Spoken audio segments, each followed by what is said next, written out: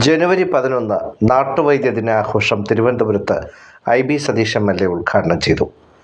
പാരമ്പര്യ സിദ്ധമർമ്മ ചികിത്സാ സംഘം സംസ്ഥാന പ്രസിഡന്റ് വൈദ്യമിത്രം MR സുരേഷ് വൈദ്യർ അധ്യക്ഷനായിരുന്നു. Traditional Kalariyoga council G Stephen MLA ഉദ്ഘാടനം ചെയ്തു. ചടങ്ങിൽ വിശിഷ്ടാതിഥികളെയും പ്രതിഭകളെയും ആദരിച്ചു. CTC ഡയറക്ടർ മോഹൻ നായർ മുഖ്യപ്രഭാഷണം നടത്തി. ജില്ലാ പഞ്ചായത്ത് അംഗങ്ങളായ ഗോപു നെയ്യാർ, ശോഭന, ബ്ലോക്ക് പഞ്ചായത്ത് അംഗം രാജീവ്, മുൻ ജില്ലാ planning board officer VS Biju, Kalliyoor grama panchayat president Biju, retired inspector Jawad, Sulaiman Vaidyar, Suresh Kumar തുടങ്ങിയവർ ആശംസകൾ അർപ്പിച്ച് സംസാരിച്ചു.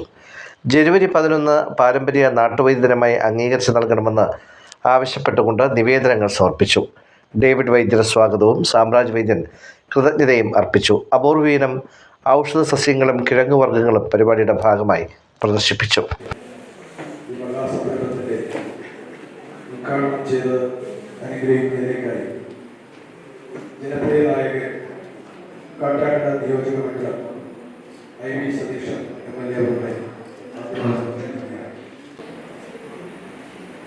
പക്ഷേ കേരളത്തിലെ പരമ്പരാഗത ചികിത്സാ പദ്ധതി പഴയ താളിയോല ഗ്രന്ഥങ്ങളിൽ കുറിക്കപ്പെട്ട ചികിത്സാ പദ്ധതി വാമൊഴിയായി തലമുറകളോളം പദ്ധതിപ്പെടുന്നതാണ്. പക്ഷേ നമ്മുടെ അനുഭവം ആധുനിക ചികിത്സാ പദ്ധതിയിൽ പലതിലും പരിഹാരം കണ്ടെത്താൻ പറ്റാത്ത പലതിലും പാരമ്പര്യ ചികിത്സയിൽ ആശ്രയിക്കുന്നു. പ്രാചീന കാലഘട്ടം മുതൽ മനുഷ്യർ പാരമ്പര്യ സിദ്ധമർമ്മ ചികിത്സാ രീതിയെ ആശ്രയിച്ചാണ് മുന്നോട്ട് പോയിക്കൊണ്ടിരുന്നത്.